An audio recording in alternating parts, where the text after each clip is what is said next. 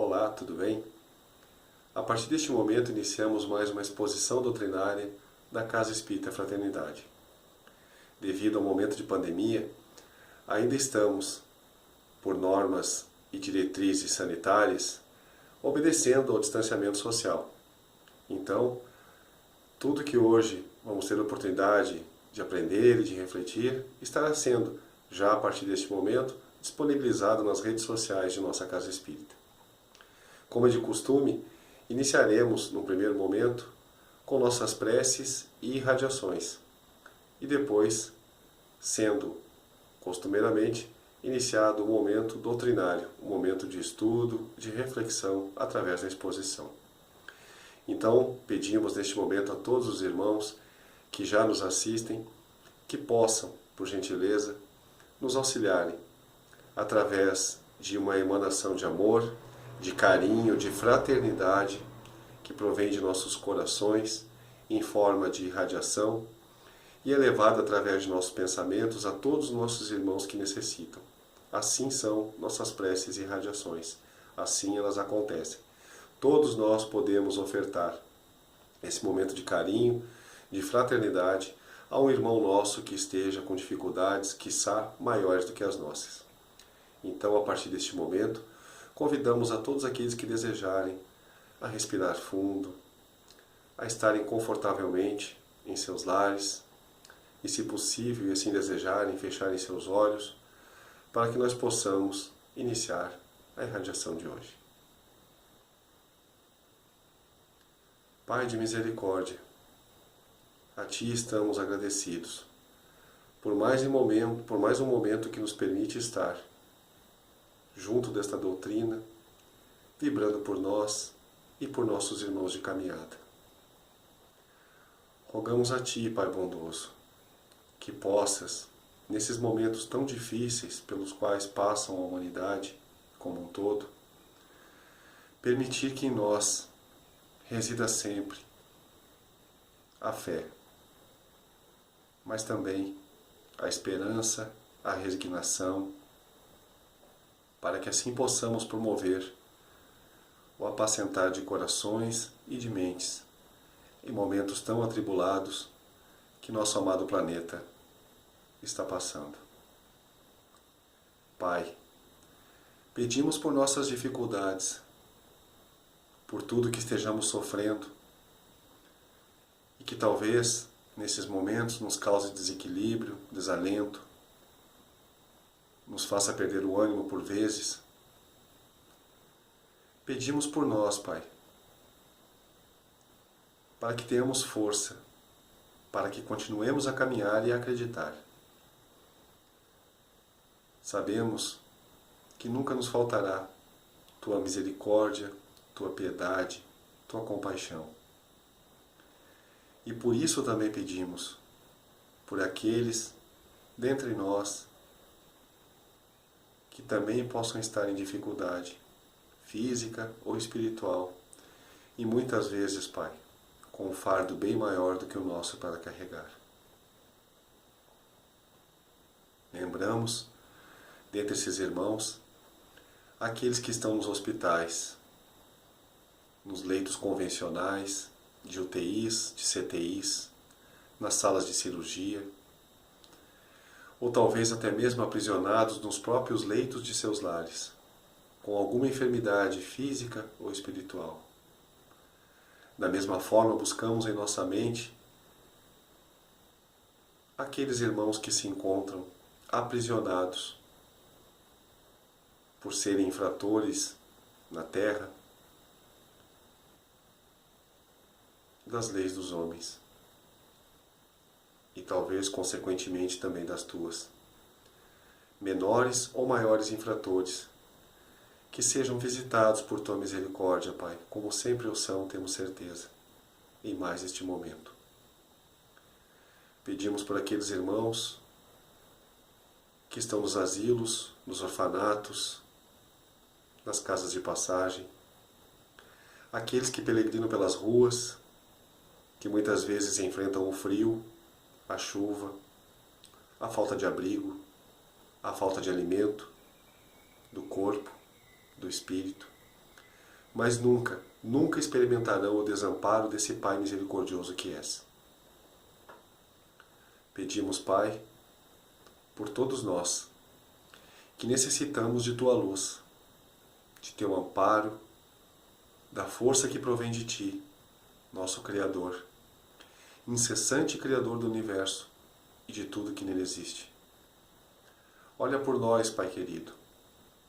Ajude-nos a lembrar do exemplo maior que é Jesus, Teu Filho amado, do modelo de vida e de filosofia de vida que esse irmão nos trouxe há tanto tempo, dos ensinos dessa amada doutrina e da compaixão e da misericórdia que cada um carrega latente, assim como o amor, em si, para que, aproveitando-nos de tudo isso, possamos, Pai, realizar a mudança necessária, primeiramente em nós, porque só podemos dar aquilo que temos, auxiliar, se assim tivermos condições um dia, aos que pudermos ajudar e levar o alento, e promovê-lo assim a mudança deste mundo em que habitamos por ora. Auxilia-nos, Pai, hoje e sempre, e que assim seja. Passamos agora, então, à nossa exposição doutrinária de hoje. Muito bem, queridos irmãos. Hoje nós iremos abordar o capítulo 8 do Evangelho segundo o Espiritismo, que é intitulado Bem-aventurados os aflitos, mas particularmente os itens 5, 6 e 7, que são intitulados do pecado por pensamento e adultério. E quando nós abordamos esta questão, nós levamos em consideração no Evangelho de Mateus, no capítulo 5, que nos traz assim: ouviste o que foi dito aos antigos, não adulterarás. Eu, porém, vos digo que todo o que olhar para uma mulher, cobiçando-a, já no seu coração adulterou com ela. Isso está no Evangelho de Mateus, capítulo 5, no capítulo 5, nos versículos 27 e 28. Mas também é explicado aqui pela espiritualidade amiga, no Evangelho segundo o Espiritismo, no Evangelho de Marcos, no capítulo 8. Ele nos traz assim: porque nesta geração adúltera e pecadora, alguém se envergonhar de mim e de minhas palavras, também o Filho do Homem se envergonhará dele, quando vier na glória de seu Pai, acompanhado dos santos anjos. Isso foi dito por Jesus, o nosso mestre, amigo e benfeitor de toda a humanidade. Quando nós levamos em consideração, meus queridos irmãos, o que nos é trazido pelo Evangelho segundo o Espiritismo, e que é importante que nós reflitamos, precisamos tomar por base a trajetória multimilenar do espírito imortal. Porque se nós levássemos ao pé da letra o que é trazido, pecado por pensamento e adultério, entendia-se somente o pecado, ou de um modo distorcido hoje, que o pecado é tudo aquilo que é cometido em erro, dentro da proposta de santificação do indivíduo. Então, em muitos momentos da nossa vida, da trajetória humana, se ouviu falar, e ainda se ouve em algumas culturas, não faça isso porque isso é pecado. Um exemplo, com respeito a todas as crenças e o entendimento dos irmãos, um exemplo em que as pessoas ainda, na nossa época, consideram que na chamada Sexta-feira Santa, né, na Sexta-feira da Paixão, onde só se come carne branca, e aquele que come carne vermelha comete pecado. Nós, da doutrina espírita, com muito respeito ao segmento e entendimento de diversos irmãos, entendemos diferente. Né? Entendemos uma outra proposta, que a melhora, que o respeito, ele deve ser de dentro para fora. Mas vamos refletir juntos em torno do que se entende em relação ao pecado por pensamento. Como nós poderíamos esperar de um espírito imperfeito, né? O espírito que no seu grau evolutivo tem todas as suas dificuldades. Dentro dessa trajetória, nós sabemos que nós somos seres em evolução. E nós, como espíritos imortais, passamos pelos mais diversos níveis, pelos mais diversos graus, a nossa escala é progressiva, até que nós consigamos atingir a evolução, a nossa perfeição relativa na condição de espíritos puros. Sabemos e entendemos hoje que espíritos da nossa condição têm dificuldades associadas aos seus sentimentos, às suas emoções e, naturalmente, dos seus pensamentos. Como exigir de espíritos imperfeitos pensamentos mais nobres? Nós temos que ter por base e como referência que espíritos voltados a determinadas tendências, naturalmente, eles têm sentimentos, emoções, pensamentos voltados à sua condição evolutiva.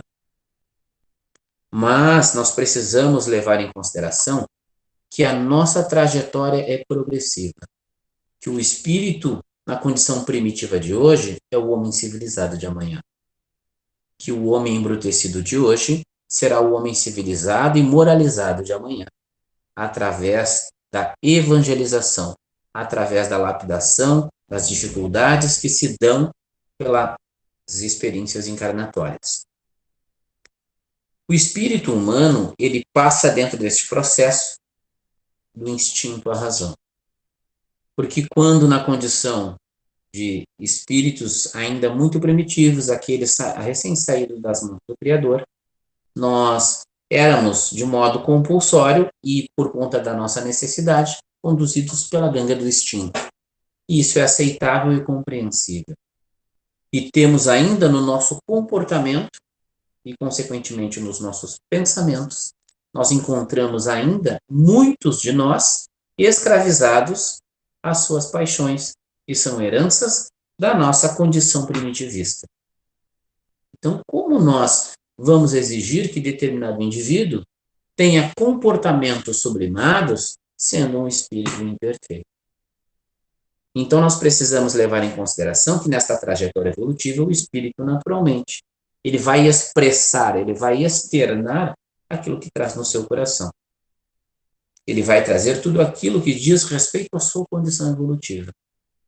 Isso é compreensível, é aceitável, mas nós temos o dever de avaliarmos com critério e com respeito a dificuldade desse ou daquele indivíduo, porém, nós precisamos trabalhar as nossas dificuldades, educar as nossas emoções, para que nós possamos dulcificar os nossos sentimentos, com uma expressão, uma terminologia que se usa por vezes, para retratar ou sinalizar a nossa necessidade de mudança interior.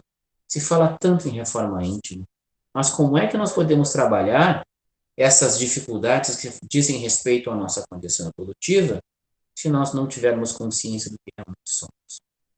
Se nós não compreendermos as nossas imperfeições e a condição do espírito nesse nível evolutivo. O que esperar de indivíduos, de companheiros de caminhada, que são maledicentes, que falam mal, que agridem?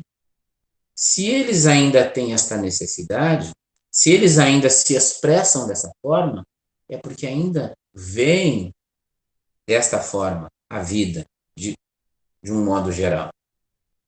Isso não quer dizer que nós tenhamos que estacionar na condição de que, não, o indivíduo é imperfeito, tem as suas dificuldades, como todos nós temos, e ele pode agir dessa forma com esse ou aquele companheiro.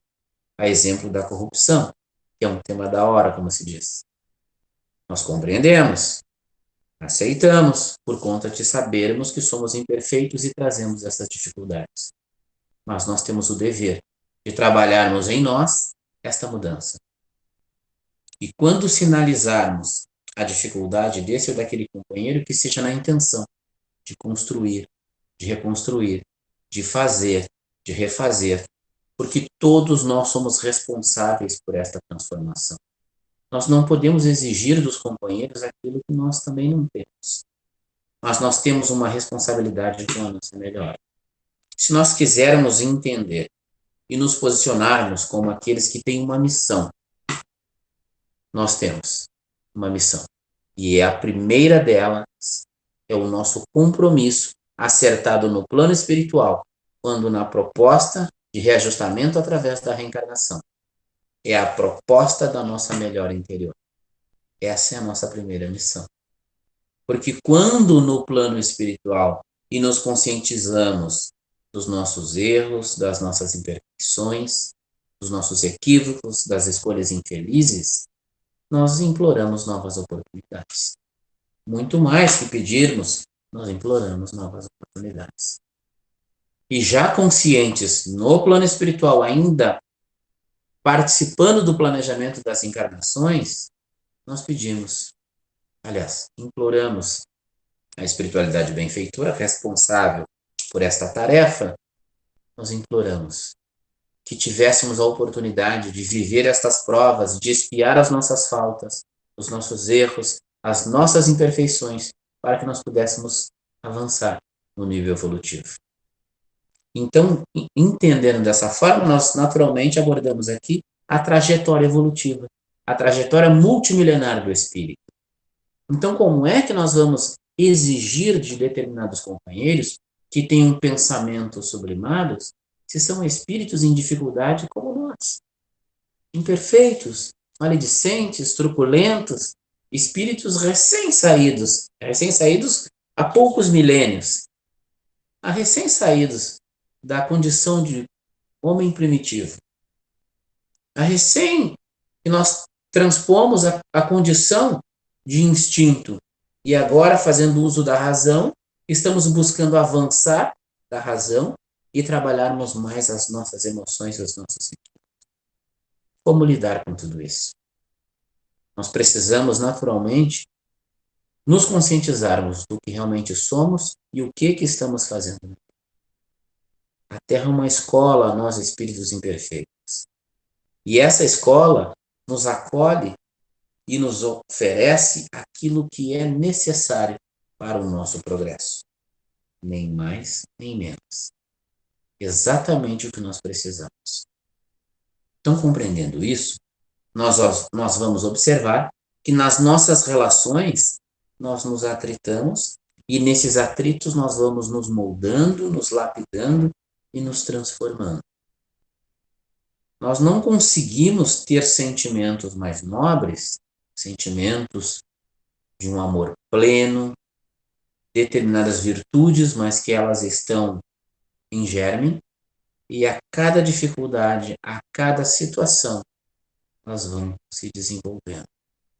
E nós vamos trabalhando uma a uma, dia a dia, ano a ano, século a século, como espíritos imortais que somos.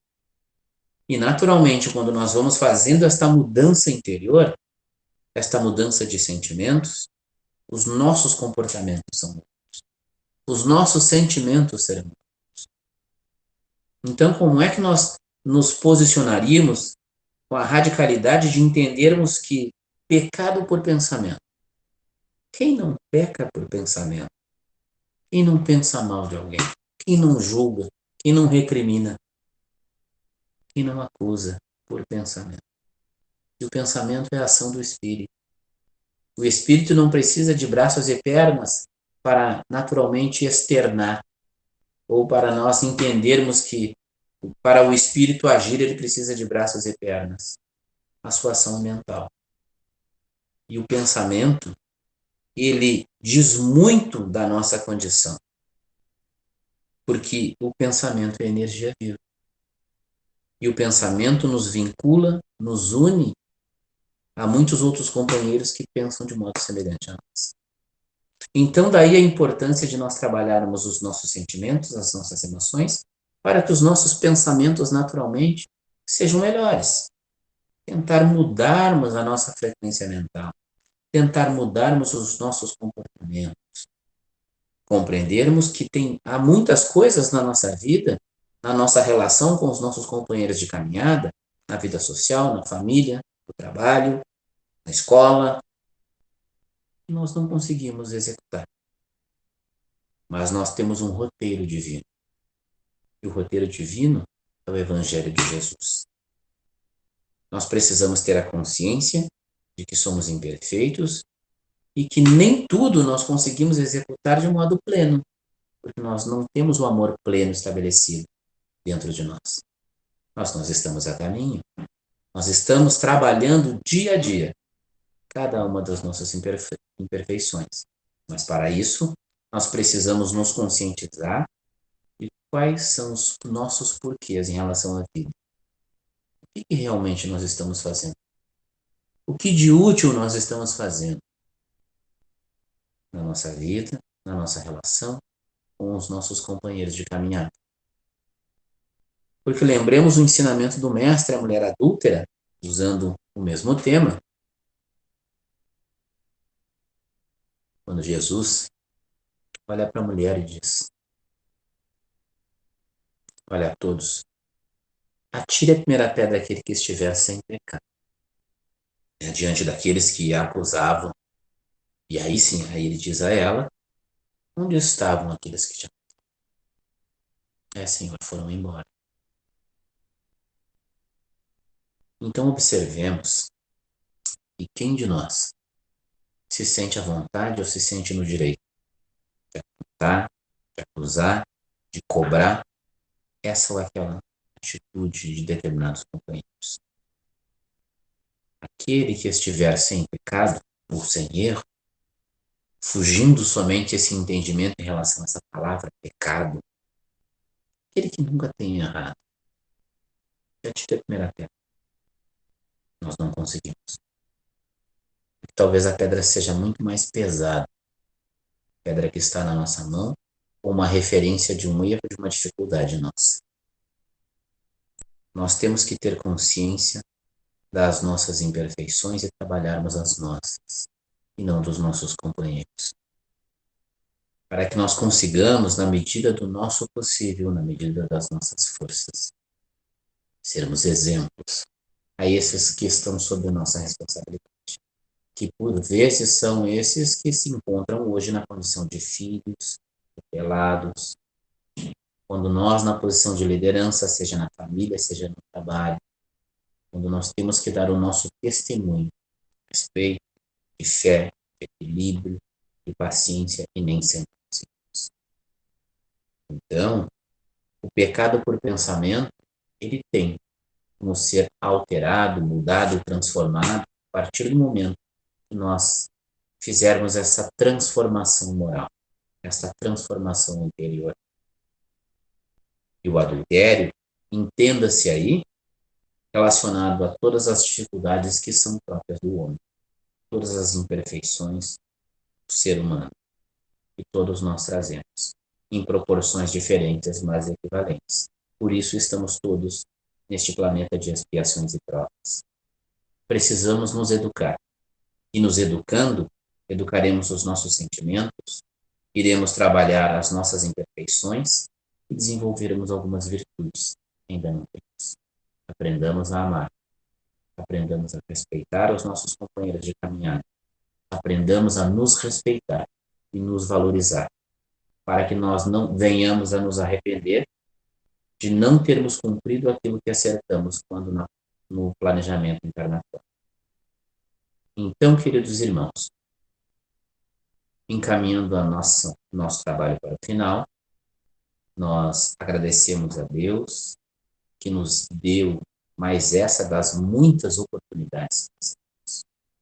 Jesus, e graças a esse mestre e amigo que nos conduz como ovelhas desgarradas do aprisco, perdidos, perturbados por vezes pelas nossas dificuldades e imperfeições. Agradecemos imensamente a oportunidade, através do verbo, em nome da doutrina espírita, não defendendo as nossas verdades que em muitos momentos nos levaram ao erro, mas que hoje, em nome da doutrina espírita, nós recebemos a oportunidade de falar em nome do Cristo. Bendito seja o nosso divino amigo. Então, chegamos ao fim de mais uma exposição doutrinária da nossa querida Casa Espírita Fraternidade. Resta-nos agradecer aos irmãos por toda a atenção dedicada a este trabalho mais uma vez. E pedir a todos que continuem persistentes, que continuem com sua fé, com sua devoção a Jesus, a Deus principalmente, e sabendo de que logo, logo tudo isto passará, porque tudo passa. Então, que neste momento, todos nós juntos, possamos, em agradecimento a Deus por estes momentos que Ele nos permitiu estar juntos, aprendendo e refletindo, orando, vigiando, que possamos, através desta prece, agradecer a Deus por tudo isso e por tudo que a todo instante chega a cada um de nós. Pai de infinito amor, chegamos ao fim de mais um momento de estudo, de aprendizado, de reflexão, em que permitiste que cada um de nós, em cada um de nossos lares, estivesse mais uma vez tendo contato contigo, através do estudo, através da reflexão e dos bons sentimentos que essa doutrina faz florescer em nossos corações. Pensamentos também que nascem e que se espargem em forma de energia. Possam esses pensamentos fazerem tanto bem a nós como a todos aqueles que os absorvam, assim que permitamos que eles possam de nós se espargirem, pois que sejam pensamentos que carreguem consigo sentimentos de amor, de fraternidade, de caridade, de benevolência, de todas essas virtudes, Pai, que é tão necessário que nos apressemos a aprender e a praticar, e que tão poucas ou talvez quase nenhumas ainda delas nós tenhamos em nós. Ajude-nos então, Pai, a conquistar essas virtudes, esses bálsamos que são para nós essas virtudes, e podermos um dia dividir com nossos irmãos. Que momentos como esse de aprendizado, de reflexão, nos impulsionem a isso. Plantem em nós essas sementes tão necessárias e que possamos estar dispostos um dia também a levar essas sementinhas de amor e de fraternidade aos corações e mentes de tantos quantos conseguimos alcançar de forma verdadeira e sincera, principalmente humilde. Obrigado por tudo, Pai. Obrigado pelo amparo desta noite. Obrigado por Tua luz, que se faz através de Jesus, dos bons espíritos e dessa doutrina em nossas vidas. Que tenhamos fé e coragem para passarmos por todas as dificuldades, e em especial por este momento, que nos separa fisicamente. Mas sempre sabemos que estamos unidos por Teu amor. Que assim seja. Obrigado a todos mais uma vez pela atenção e até uma próxima oportunidade de uma nova exposição doutrinária da Casa Espírita Fraternidade.